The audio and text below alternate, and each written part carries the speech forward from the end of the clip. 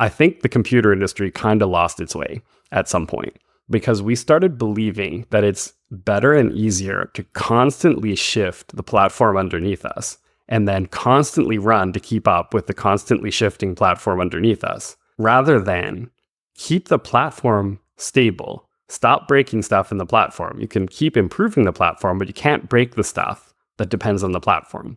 This is DevOps Paradox, episode number 316, bringing back the original internet vision using Tailscale. Welcome to DevOps Paradox. This is a podcast about random stuff in which we, Darin and Viktor, pretend we know what we're talking about. Most of the time, we mask our ignorance by putting the word DevOps everywhere we can and mix it with random buzzwords like Kubernetes, serverless, CI/CD, team productivity, islands of happiness, and other fancy expressions that make us sound like we know what we're doing. Occasionally, we invite guests who do know something, but we do not do that often since they might make us look incompetent.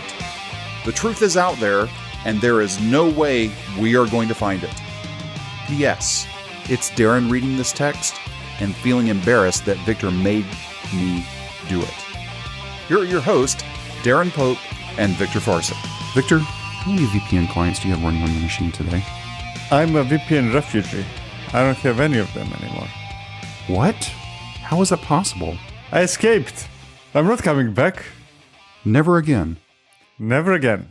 So, dear company, if you want to send me an offer to join you, if you're using VPNs, I can tell you in advance, no.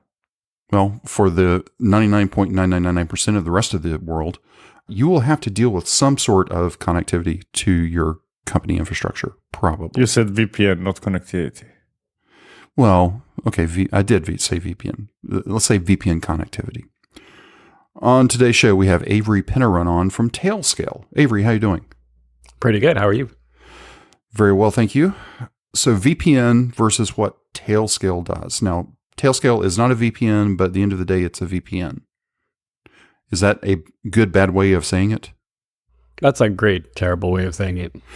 Okay, I appreciate that. Yeah, I like to think of it as it is a VPN in the technical sense. It exists at layer 3 or 4 or so. It adds an extra layer 3 or 4 in the middle. It's a connectivity tool that operates like way down below the surface where you might normally be used to things happening, but it doesn't feel like a VPN and it doesn't exactly get used the way a typical VPN would get used. Explain why that is. So explain what a typical VPN would be and then explain what a Tailscale. Now, there's other, what I will call competition in your space. I won't name the names, but they do things differently than just what we're used to from a VPN from the 80s. First of all, there's two kinds of VPN. And so if you're using neither kind, or if you've sworn off VPNs, it might be because you swore off just one kind rather than the other kind.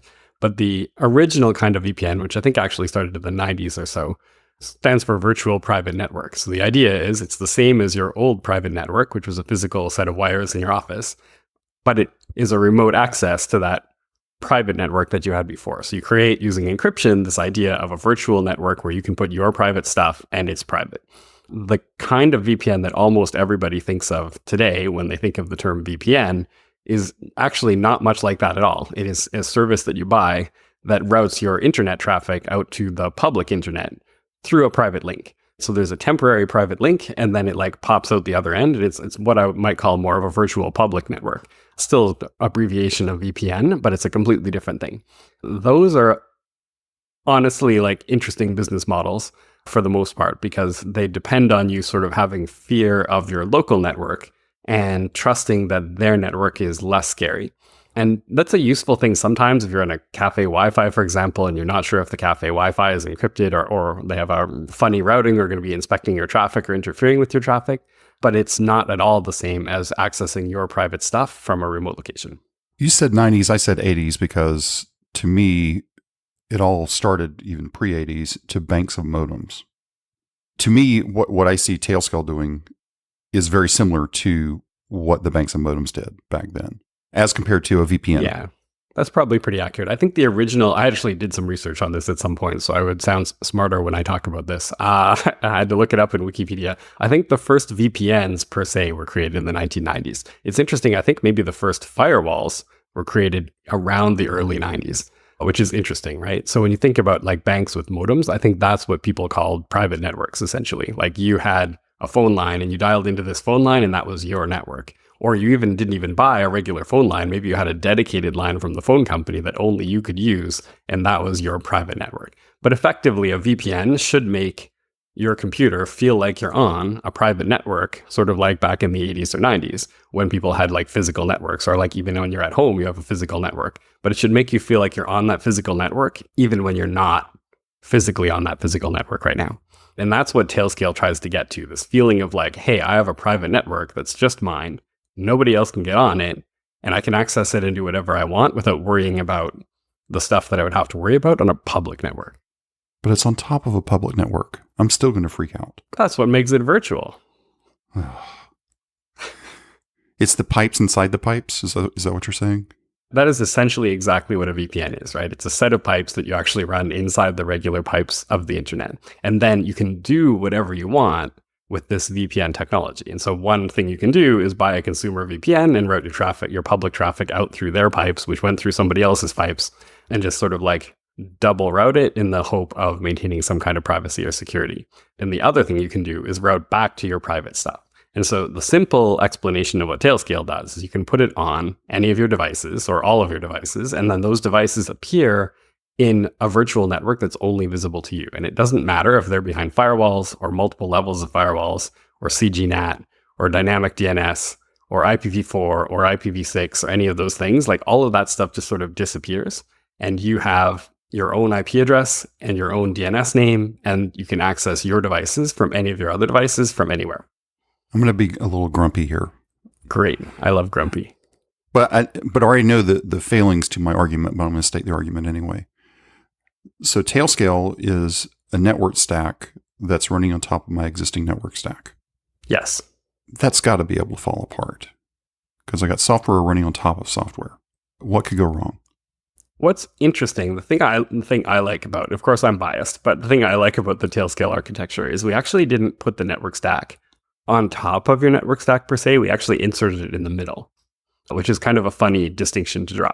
But what the world has evolved into is this ever heightening network stack, because what happened is the original internet was supposed to let you connect any device to any device.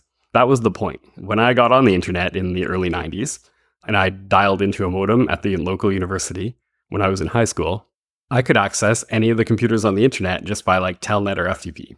And it was really neat. The internet handled that part for us. And then over time, we started running out of IP addresses. We started noticing that like malware would get through. So we introduced firewalls. So it became like more unidirectional. And so now if you look at the way the internet is used, you don't actually connect one device to another device. You connect your device to the cloud. That's actually kind of a throwback to the way it was in the old days when everybody had a dumb terminal that was connected to an IBM mainframe.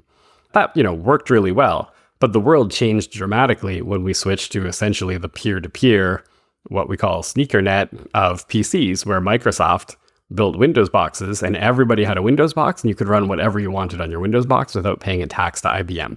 So we're back now to this world where I've got a supercomputer in my pocket, but my supercomputer is useless if it's not connected to this big mainframe in the cloud that we call AWS. And that is an interesting model, but it's not the only model. But it's all built up because of the series of mistakes that has happened over the past 30 years as we were trying to build the internet. Like it's no longer possible to connect even my phone to my laptop when they're sitting side by side because the infrastructure doesn't exist. What Tailscale does is it adds like one little layer in, the infamous OSI stack down at the internet layer that actually makes the internet do what the internet was supposed to do, which is what it used to do back in the early 90s. But eventually we got lost. It's kind of weird. It actually strips away all these like layers and layers and layers of workarounds we've added on top for the fact that the internet doesn't work. And it just makes the internet work. And once you've sort of like twisted your brain the right way, all of a sudden you can start to think about solving problems in this way that actually removes a whole bunch of the CRUD that you've added over decades. I realize that sounds a little abstract. Well, no, you stated it very well. All the CRUD that we've added, that's Windows. And to an extent, we can say well, there's Mac so OS much as well. CRUD that we've added, but also Windows, yes. I'm a Linux person myself. Okay, you opened up the Pandora's box there. Which flavor are you today? I'm a Debian person. I realize a little bit of a throwback because Debian hasn't changed since the early 90s. But that's one of the things I like about it. So if you were telling somebody to start on Debian today, what would you tell them to start with? Would you tell them to start with the latest? Would you tell them to step back one? And the nice thing about Debian is like even the latest is like stepping back one. So you're always pretty safe downloading the latest Debian stable. And it's probably 3 years older than the latest Ubuntu. Okay, so Debian, not Ubuntu. All right. Ubuntu, they change stuff and not always for the better. They're always like moving things for the sake of moving things. And that's one of the things I haven't really liked about them. Let's stay there for just a second. Not necessarily bashing on Ubuntu, because that's not the key part of this. But Debian to Ubuntu. When you go into larger corporate organizations and they allow the use of Linux, right? In this year of the Linux desktop, that will never arrive. A lot of times they won't allow anything that doesn't have quote unquote support. Mm-hmm. You are required to run Ubuntu instead of running Debian, which is true, or maybe running Fedora. Now, we'll go there. I prefer the Fedora line. I'll just put it that way, right? Just the variants of that. But that's me. Most companies are still trying to figure out how to allow Mac over Windows. Kind of like Fedora, that's such a stretch. But go on, dream. Exactly. But my real point here is if companies are forcing specific operating systems, we'll say it that way. From my perspective, from what I would think is you as Tailscale, it's like, well, rats. We have to create how many different distributions of Tailscale and how many different stacks? Right? What does that look like? I mean, so many. How do you even? I mean, to me, the Cartesian of that potentially is just innumerable. I don't know. We don't even know the word for how hard to count it is. I don't remember the exact number of builds of Tailscale we have. I think it's something in the order of like 89 per version. And it's because every single Linux distribution does things slightly differently. And there's multiple versions of Windows. There's actually 3, I think, different ways to deploy Tailscale on macOS, depending what your corporate requirements are or your personal preferences are, including one is in the App Store. There's an iOS app. There's an Android app. There's one for Apple TV. There's one for Amazon Fire Stick. There's one for Raspberry Pi. There's a standalone build for Raspberry Pi. I don't know if you've heard about it. It's called Go Crazy with a K. Instead of the Linux user space, it just uses the Linux kernel plus one giant Go app. And they've built Tailscale into the one giant Go app, and that can run in your Raspberry Pi, and it can be a little router. There's an OpenWRT build. There's builds that run on people's drones. There's ones that run on little embedded systems, self-driving cars. We support all of it. And I'll add one more layer of crazy on top. Is Tailscale supports every old version of Tailscale that has ever been released, and it can talk to every new version of Tailscale that has ever come out, and they can all talk to our Tailscale control plane in the sky that coordinates the different versions talking to each other. And we made that promise from the very beginning of the company because one of the things, well, first of all, as I mentioned, I don't really like it when things move around for no reason, but also like the network needs to keep networking. If you need to keep updating your devices in order for them to be able to access each other on the network, then you've got a problem because not all of these devices are going to be turned on. Sometimes they get turned off for 3 years and only powered on in an emergency. And when that emergency happens, you need that device to still work. So we put a lot of work into this kind of compatibility. Tailscale runs on just about everything. It's portable to anything that it hasn't already been ported to, and it will talk to every other Tailscale that has ever been made. How expensive is that?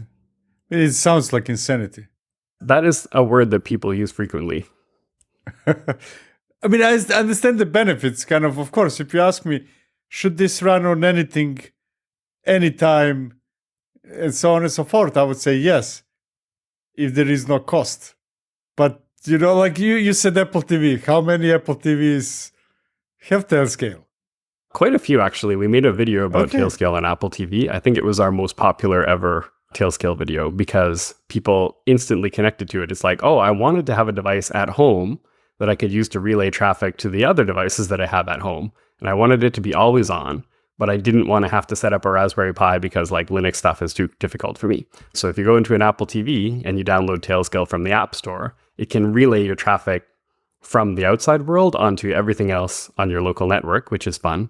It can also connect your Apple TV to different local networks that you might have devices on. So if you carry an Apple TV with you when you go to hotels because you're tired of the smart TVs that they have in hotels, your Apple TV can get back to all of your devices that you have at home, like Plex or something like that, and watch your videos that you have stored on local storage, for example. You can also use your Apple TV at home as a so-called exit node. I talked about the two kinds of VPNs before. You legitimately might have the need for those two kinds of VPNs. If you don't trust the traffic in your local cafe or in the hotel that you're in, you might want to route your traffic back home through your Apple TV so that it emerges from your home internet. And this has been useful to me, for example, when I'm traveling in other countries and for some reason I'm in Canada, my bank here won't let me log in. I think it probably is just a bug in the banking software as opposed to a security feature, but it won't let me log in when I'm not in Canada. But if I tunnel my traffic back to my Apple TV at home, it can emerge from my Apple TV and look like I'm coming from Canada, and then I can use my bank. So Apple TV is actually a really popular use case for Tailscale. To get back to your question about how hard it is to test all this stuff, it's pretty hard, but I think as, this is me, maybe I'm going too philosophical on this, but I think the computer industry kind of lost its way at some point because we started believing that it's better and easier to constantly shift the platform underneath us and then constantly run to keep up with the constantly shifting platform underneath us, rather than keep the platform stable, stop breaking stuff in the platform. You can keep improving the platform, but you can't break the stuff that depends on the platform. If every level of the platform that you're built on absolutely promises to not break stuff, then every new layer you build is a lot easier to make not break the next layer. It all depends on the whole system having this cooperative set of commitments to not break the other stuff. And the whole world just sort of fell apart, probably because we're so worried about security. We use security as this excuse to put everybody on a treadmill because you can't not patch your code, because what if the code has a security hole? And if there's a security hole, I have to get the latest version, and the latest version breaks stuff, and like, too bad, everything else now it has to break, but that's okay because you have to upgrade that too because of security holes. And like, what if you just don't have security holes? What if the platform, when you fix the security hole, doesn't break a bunch of stuff? It really changes all your assumptions that you didn't realize you had about how software needs to be built. So what if your code has a security hole? Reality check, your code has a security hole. Whether it exists today or not, there is one. Sure. How do you deal with that? Because if we're concerned about our network being stable, I'll go down another rabbit trail real quick. The reason why everything keeps changing is because somebody needs to make their bonuses this month. I'll say it that way. Okay, I'll come back to reality now. How does Tailscale deal with that security thing? Because, I mean, as soon as you write a line of code, there's going to be a security hole. Mm-hmm. Okay, I'm being extreme here, but how do you defensively deal with that? Especially if you've got to say, look, I watched a movie the other night that was based on Rip Van Winkle. If you don't understand that story, go Google it. It feels like you guys went forward in time and back in time to get to the point where it's like, this will always work. We're kind of like time travelers. We went back in time and brought stuff into the future. The future. It's not as hard as doing it the other way around. So when I was in high school, way back in the 1990s, I worked at a computer store and I made a Microsoft Access database for managing like our customer list. As anybody who's used Microsoft Access knows, the thing is just like a walking, talking security hole, right? It is not possible to build a Microsoft Access database that is not a security hole. The whole way it works is you give somebody read-write access to a big file that's the database, and you put it in a file server, and then everybody in the office accesses this one big database file from a Windows client app that pokes at the file and hopefully doesn't corrupt it. And of course, it does sometimes corrupt, and then you restore it from backups. Why didn't it matter that my computer store inventory and customer tracking system had 1 million security holes in it? And the answer is, it wasn't on the internet. When you put stuff on the internet, all the people who are going to exploit the security holes can find it. When you don't put it on the internet, when you don't even have the internet, then the only people who are going to try to exploit your customer database / inventory system are the people who work for you, who have access to it because they are literally standing in the store right now. For something as low valued as an inventory system, the probability of one of your employees going through and trying to corrupt the inventory is extremely low, or steal the information about your customer data, which they already have access to because those customers are walking in and out of the store all day. You have to understand your threat model in order to understand what security holes really matter. Exactly because everything always has a security hole. Everything is a security hole, right? Like I can walk into a store and then walk out with some stuff and not pay for it, and they might not catch me. In fact, there's lots of ways to do that without getting caught. That's a security hole. Why doesn't it matter? Well, it does matter, but people just sort of work it in as a percentage of their inventory, right? It's like, oh, there's going to be, I think, what do they call it? Shrinkage. But the nice thing about that shrinkage is it almost never escalates to the point where it's like, this is a massive problem. Because most of the time, somebody doesn't go into the store, smash the glass in the middle of the night, and walk out with everything. And when they do, we have other systems on top to catch those things. In software, we've decided that the internet is the model. Everything now, every computer all the time is on the internet. And so if I'm going to run a service that people need to access, it needs to be on the internet. And if it's on the internet, then billions of people have a chance to try to attack this software that I made. And when you have billions of people, even if 0.00001% of them are the really bad kind who are going to find a way to exploit your random app for low value, those people exist and are going to do it.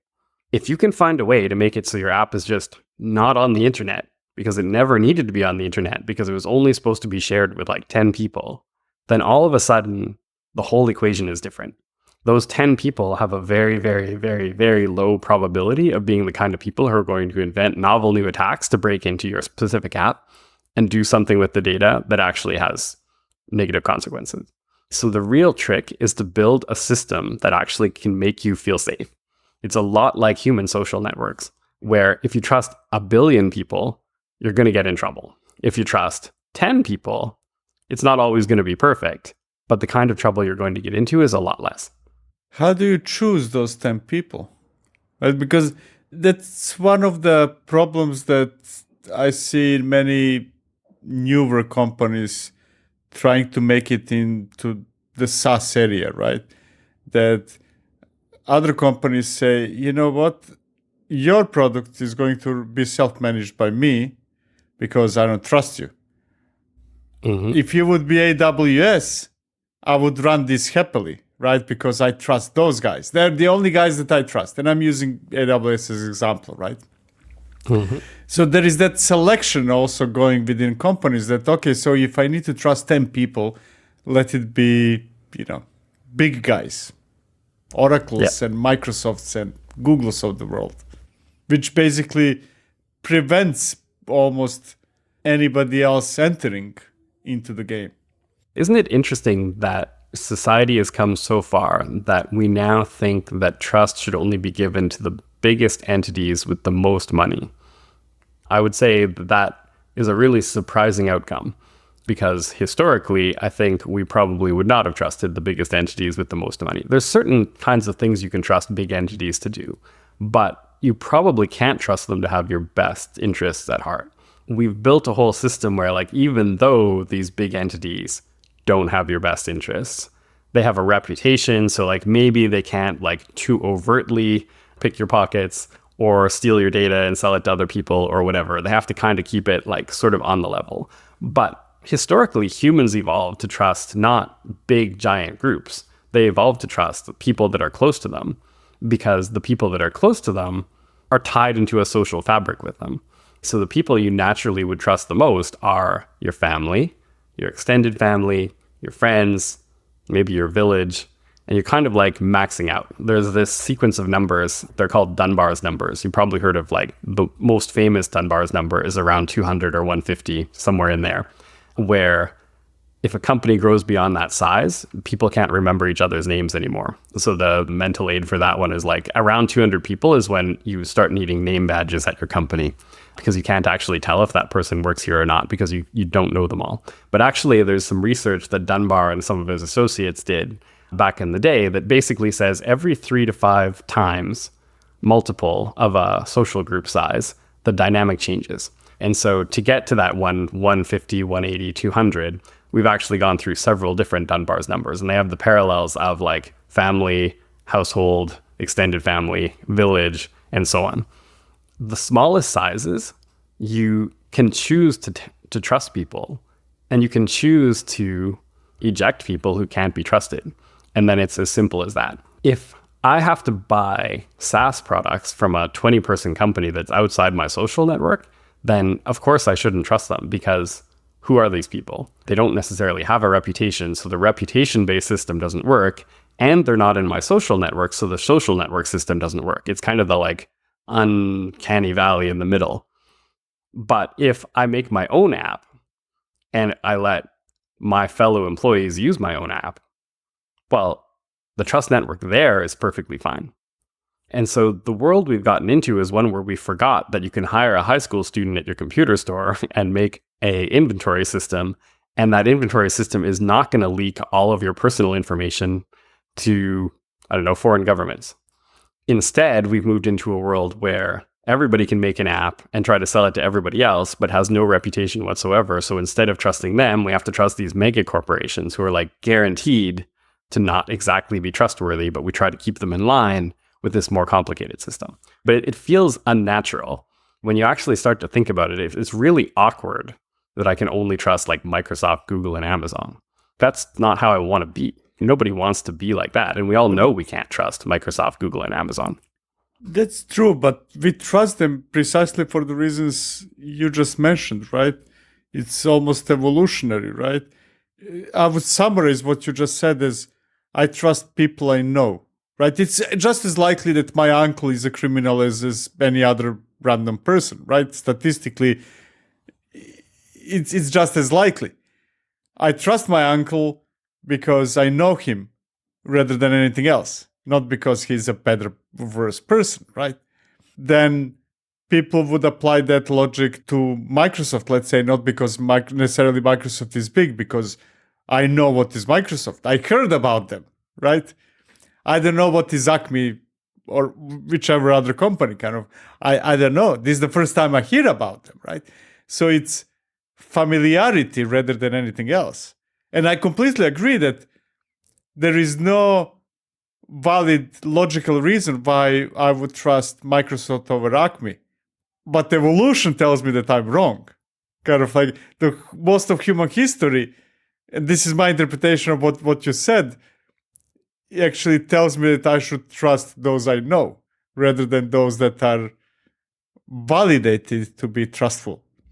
Right. And I think the connection that we have to remember, so what you said is true. Statistically, your uncle is no more or less likely to be a criminal than any other random person. The difference with your uncle is by now, you have a pretty good idea of whether he's a criminal, right? Yeah. And so you know exactly what level of trust to give him and what things you can trust him with, and whether he's loyal to you and is going to try to rob you or rob other people. And that completely changes your ability to act, because you know enough about the people in your close social network that you can just like set up your trust boundaries and, grant permissions to them if you want and let them do things or not do things based on how much you know for sure you can trust them.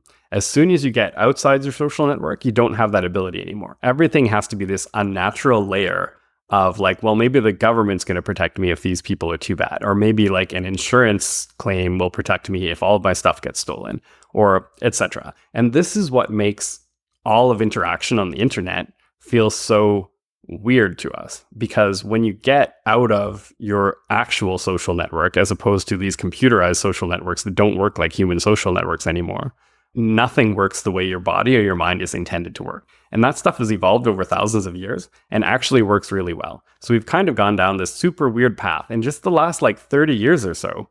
And most of social networking is only like 20 years old, where we're doing things that are not natural, and there's no particular reason to believe that the thing that we invented in the last 20 to 30 years is better than the thing that humans evolved into over the last thousands of years. And so this is where I can tie it back to Tailscale. It feels really weird. The name Tailscale is the hint, right? It's the opposite of internet scale. It's all about the long tail of small things and small groups and a very large number of small groups. Tailscale is about going back to this idea that trust can work really well in small groups without doing anything fancy, right? If you can just produce a set of computers or services or whatever that are only accessible to the people they should be accessible to, if you can trust that one thing, that nobody can access my thing unless they're actually supposed to. Imagine a world where you can actually believe that to be the case, as opposed to believing that there's probably hundreds of security holes that are going to make it possible for any idiot anywhere to be able to access it. Only a dozen people who are supposed to be able to access this dashboard or this database can access it. If you can do that, then all of the rest of your work is easier. Like suddenly, you don't have to be paranoid about every single thing in this database, every single thing in this app. You can go back to using Microsoft Access type stuff, because you know that nobody's going to get access to this Microsoft Access who's not supposed to. So it's really just like tying thousands of years of social network evolution back into computing and say like, all of that was broken. Let's do it the way we're actually going to do it that feels natural. And the experience that people have when they use Tailscale, networking people are like computer nerds anyway. They install Tailscale and they're just like, whoa, why does this feel right? I can't even explain why this feels right, but everything about this starts to feel right. I can access my computer wherever it is. I can send a file from my laptop to my phone, even though they're not made by the same manufacturer. That's actually a thing that's really hard to do. It doesn't have to go to the cloud and back. It can actually go over my local Wi-Fi because the two things are side by side and they just go over the local Wi-Fi. But if they're not on the same local Wi-Fi, if I'm in a cafe on my phone and I want to get back to my laptop that I left at home, it has just as direct a connection and just as trustworthy a connection, and it doesn't go through the cloud. It just connects the two things because they trust each other. And so just everything starts, all of this complexity that we've built up over 30 years that we just got used to, that they've talked us into believing has to always be there, it just goes away. And it's very hard to explain what that feels like without actually feeling it, because most of us have never felt it in our life. To me, that makes perfect sense. So let's say that I trust myself, I trust Darin, and I want to connect to Darin. And if I can do it directly or as directly as possible, the better, right? Perfect sense. Mm-hmm. But then we trust each other. But the only thing that actually, the only foreign thing here between me and him that I might potentially not trust would be Tailscale then. And I'm playing devil's advocate here, right? But how do I trust you guys? Right? You're the unknown entity here. Well, absolutely, right? And of course, we get that question a lot because, like, what do you do with trust, generally speaking?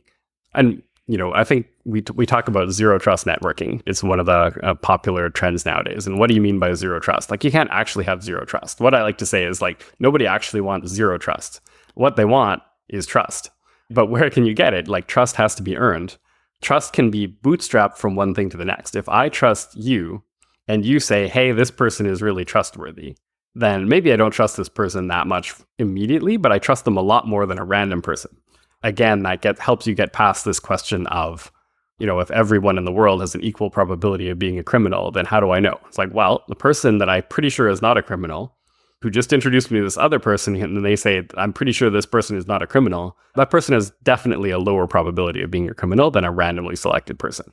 And so Tailscale, one answer is that if you trust Tailscale, you can stop trusting so many other people. So it's a net improvement. That's not that much of a, I don't know, for me, who's a security person, I don't know if that's that compelling, but it is a statistical fact that if you can get away with trusting fewer people, you'll probably have less problems. The other answer is we have this feature called Tailnet Lock that basically makes it so that no device can join your network unless you have signed the keys belonging to that device. So I guess I should go back one level. So Tailscale is an encrypted VPN. Every node generates its own public and private key pair. It only shares the public keys with Tailscale, and Tailscale sends those keys down to your other devices and says, here's the list of devices that you personally have authenticated into the Tailscale network. The private keys never leave your device, and so we never have them, which means we can never decrypt your traffic. So the only threat that Tailscale can have to you is that we can let people into your network that shouldn't be there by lying and saying, here's some public keys that should be on your network that you have in other locations said that you trust. And then it's not actually true. We've actually inserted our own device, and then it can have conversations with your devices. We still can't decrypt the conversations that you want to have, but we can create new conversations. And so this tailnet lock feature says like, okay, you don't have to trust public keys that come in through the Tailscale network unless you've got some other thing on the side, like basically signing them however you want to sign them. And that adds a lot of complexity. Most of our users don't do it, but it is a thing you can do that basically eliminates first of all, the Tailscale hole, like trusting Tailscale is no longer necessary. And actually one layer up from that, the way Tailscale works is you download the app from the App Store, you log in with we don't do usernames and passwords ourselves at Tailscale. We always use some kind of SSO. So you can log in with your own OIDC, you can log in with Google, with Microsoft, with whatever. And that's the bootstrap identity. It's like, okay, everybody that's appenwar@gmail.com, which is my personal email address. If I log in as appenwar@gmail.com using login with Google, every device like that can connect to every other device like that. Now, an identity provider can also have security holes, right? And we know that they do sometimes, right? If you use Tailnet Lock, even a security hole in the identity provider doesn't reflect all the way down into your network. So we have all these different things that we put together in Tailscale to try to make it so it's like, okay, do you need to trust Tailscale? No. Do you need to trust your identity provider? Like, it would be nice to trust them a little bit, but if you're really paranoid, you don't have to trust them at all, right? And that eliminates all the different places where the threats can come in. And if we do the work of eliminating the different places where the threats can come in, then you can get back to work. The thing you're trying to build doesn't have to deal with any of that stuff. Every connection coming into a device through the Tailscale network already has an identity attached to it. So you don't even need a login screen. And so you can't screw up implementing the login screen. You can't screw up implementing the authorization stuff because someone who shouldn't be able to access the service never saw it. It doesn't exist to them. Because you can't screw it up, that's one less security hole that you can introduce into your app that matters. It feels like, when you want to start investing your money and it very quickly becomes scary. Oh, I don't know where to invest. I don't know. Should I diversify? Should I do this? Should I do that? It's just scary because your money can easily disappear, right? But then comes a guy and says, I will give you all those guarantees if you invest everything through me. You just give me your access to the bank account. I will take your money. I will invest. I will keep the record of everything. You can see what's going on at every given moment. And that's even scarier in a way, right? Because then you ultimately trust that guy. I'm not saying you're that guy, just to be clear. But it's very often how people actually lose money, right? Because they trusted the guy. Yep. Yeah, absolutely. I mean, I think I've realized when I talk about Tailscale, and I haven't even said yet that you can set the whole thing up in 5 minutes, right? Which people are like, okay, I get all this stuff, and it's only 5 minutes because it's so easy. And it's like, well, it is. And it all sounds too good to be true, right? And it sounds too good to be true because we reduced all these layers of mess, and we just cut it away and said, here's the place where all of your problems started. And why don't we just not do that? There's no reason to just trust me. I'm some guy on a podcast. We did open source our client software. So people who have, and if you want to, you can read exactly how the node software works. You can see exactly that the private keys never leave your node. There's an open source Tailscale control plane called Headscale. You can see exactly what goes on in the control plane in the sky. We have a white paper about how Tailnet Lock works, and you can also read the implementation of Tailnet Lock to be sure that it actually works that way.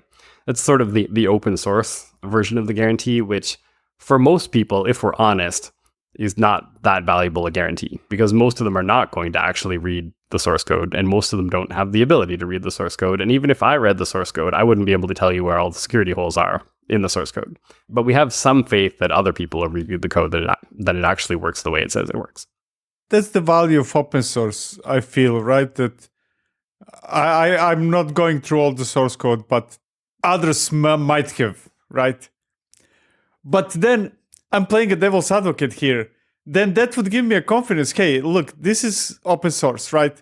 I haven't been through all the code, but it's open. Somebody might have we would hear complaints, right? That there is something, right? Potentially, maybe, who knows? But that would incentivize me to go to do the extra mile and set it up myself. Again, in AWS, right? Because it needs to run somewhere, but not necessarily to use Tailscale as a service, right? Because the fact that I can see every line of code does not mean that you're running it. Well, the neat thing about Tailscale is that you're still running the open source clients, even if you're using the service in the cloud. And because of the way the protocol works, and of course, you have to have somebody who you trust to analyze this protocol, but like we actually can't do anything using our service in the cloud that's going to get you in trouble, particularly if you use Tailnet Lock, which is just a key signing protocol implemented entirely at the client side. So you can see exactly what you're locking and exactly what you're trusting by this company up in the cloud. So you can choose whether the level of trust you want to have in us. And there is always this sort of like trade-off between trust and convenience. And we let you sort of dial that trade-off to wherever you want it to be. I want maximum convenience. Well, do it the easy way. Download Tailscale from the App Store on your phone and on your computer, and then log in with Google, which means you have to trust Google and you have to trust Tailscale, but then all this stuff happens. And it's like, okay, well now I'm ready. That was easy. I've done some stuff, but I want to like dial up my paranoia factor higher. Then you can use this Tailnet Lock with the exact same configuration. And then we don't have we and Google don't have the ability to mess with your network anymore. So whatever is going on in the cloud, you have all it is a thing that distributes keys for you. Our cloud service is very simple. Yeah, I'm sure our engineering team that works on it would criticize that statement, but fundamentally, not a very complicated concept. And those keys that it distributes, if they have to be signed by you on a client device that you control, then we don't have any ability to do something that messes with it. And I think that's a really elegant part of the whole protocol is like the removal of the need to trust anybody if you don't want, but your ability to choose who you do want to trust, hopefully a small number of people, to make your life easier if you want to. Why did you decide to open source the clients? It seems like as a company, you would want to build a moat around that. There's multiple reasons. I'd say like one of them is like I got my career start in open source. Like I would not be a programmer today if it weren't for so much open source stuff. I downloaded Linux floppies from BBSs back in my modem days. And I learned all sorts of stuff from all sorts of things that way. So I have a real attachment to open source. I believe it is a good way to develop things. A more self-serving reason is just that people don't want to install proprietary software on their like open source server machines. So one of Tailscale's primary use cases in business is you put Tailscale on like a cloud instance somewhere. You don't open up any firewall ports, and now people inside your company can access the services that are running on this cloud instance. If the only thing on that cloud instance that isn't open source is Tailscale, then people are really going to think twice about whether they want to sort of like dilute their open source feelings about the stuff installed on this device. And so we made sure that you don't have to make that hard choice. If your operating system is open source, then Tailscale is open source. There is an element of giving away your moat, sort of, but I guess I also have two thoughts about that. One is that this is a technology that should be everywhere, just like the internet should be everywhere. Like, I have a blog post called The New Internet, and it's like well, first of all, it's a funny joke because it's, Silicon Valley, the TV show talks about the new internet, but also the internet only works if everybody uses the internet. And so this needs to be everywhere. It probably is not going to be possible for one company to control the entire new internet protocol. So we need the internet protocol to be out there so that everybody can use it, so that it can become a standard. So that, the analogy I always use, 1994, Windows didn't have TCP/IP in it. And then Windows 95 came out and included it. And now I have a watch. And if you buy a watch and it doesn't have internet on it, your watch is broken because it doesn't even tell the time. That's the level of ubiquity you need to be able to achieve. And to get there, you have to give up a little bit of control. But giving up control, I don't want to give up control. It's like I've been listening to everything that's been going back and forth. And the one thing that keeps coming back to me is least privilege. Mm-hmm. Let's rewind back to the time when Al Gore created the internet. Okay. I remember those times. Okay. What if, instead of doing what happened, they instead overlaid least privilege from the day one scenario? Like we've been wedging in modems and VPNs and now Tailscale. to try to make us secure. What would have happened if they would have just implemented least privilege from day one?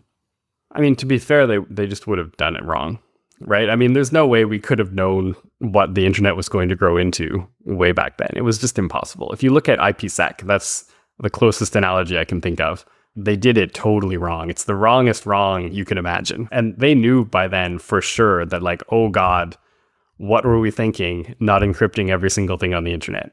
It's like, we've got to encrypt every single thing on the internet. And they still did it wrong. Just because we just didn't know enough about, like, at the time that IPsec came out, the reasons that it wouldn't work were not known to cryptography. And now we know a lot more things than we did back then. And so we have to, I mean, all of engineering is a matter of like, oops, well, we learned something there. I guess we should do things differently in the future. Now we've got all this legacy stuff. How are we going to do the new stuff in a world where there's all this legacy stuff? We have to do that. But like now encryption is like, you have to have an encrypted network. Identity is only like, Tailscale is adding this to the network layer, but it hasn't been there ever. Even IPsec doesn't really have an identity concept to it. And then least privilege, you have to have first encryption, second identity, and third, how are we going to decide what your privileges should be? That was impossible to layer on until we got the other two parts right. So Tailscale incidentally also does least privilege. We have a really neat ACL system, but I don't need to do a Tailscale feature list for you. Well, but that takes us back to your days at the computer shop. Mm-hmm. I could now put that silly access database on and not be concerned. Yes, I know it's full of holes, but I just don't care because I've least privileged it so hard that everything's going to be okay. I'm the only one, and the boss is the only one. So there's two only ones, I guess. Yeah, exactly. I mean, back in the day, of course, everybody just used a computer, like a shared computer that nobody ever logged into. And so least privilege was literally physical access to this computer. A few years later, Windows NT started forcing everybody to log in, which was like this. I remember a huge kerfuffle because people are like, I don't want to have to log in. This is ridiculous. I want to go to my computer like I did before and have access to stuff. We've passed that point. Now we have to log in. Now least privilege is a meaningful concept. You actually bring up an interesting point there. Shared computers still do exist today. Mm-hmm. And let's play out, let's say you and I share a computer. What happens with Tailscale when I log in as me versus you logging in as you? Because going back to the Tailnet lock, like if we were going to, and or putting in the ACLs, right? We've locked it all the way down to where only this person, this machine can get whatever. Mm-hmm. How does that work with Tailscale? I can answer multiple layers for that. First of all, I have to start with the first layer, which is unfortunately, nobody has figured out how to make shared computers secure. Because if you can do something on that computer, chances are you can find a admin escalation. It's sort of like a truism in security that if you have the ability to execute code on the computer, you can probably find a way to escalate to admin rights. That is among, in the hierarchy of different security holes, that is the easiest one to get, is once you have remote or code execution privileges, you can probably escalate to admin. If you can escalate to admin, then you can escalate back to the other user account. So any keys that other user has access to, you fundamentally have access to. Let's assume for a moment that we don't believe that's the case and that it is okay to run a shared computer. And unless you are a really advanced attacker, most of the time that's the case. If you've got a relatively sort of okay level of trust between the different people, as opposed to randoms on the internet being able to access this computer and log in and have a shell account, then we won't worry about them doing advanced level escalation attacks. Tailscale does work in that case, as long as only one of them is active at a time, because it does take over the network stack. And so the network stack, when you are logged in, now makes all of the network access come through as you.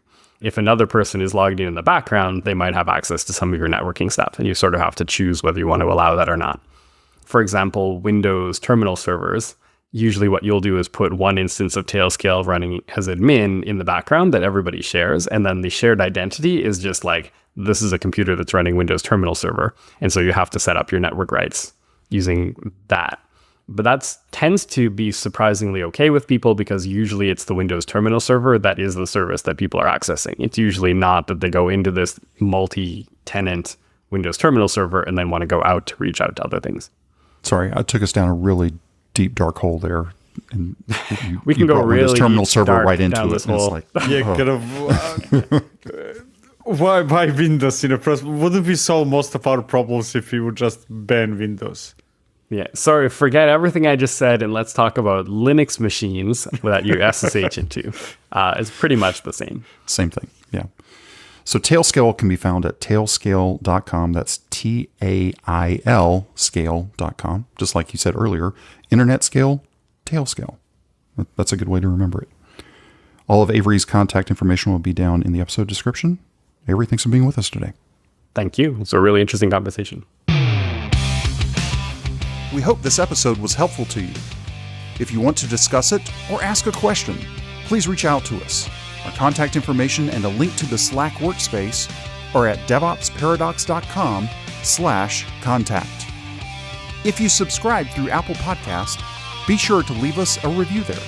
That helps other people discover this podcast.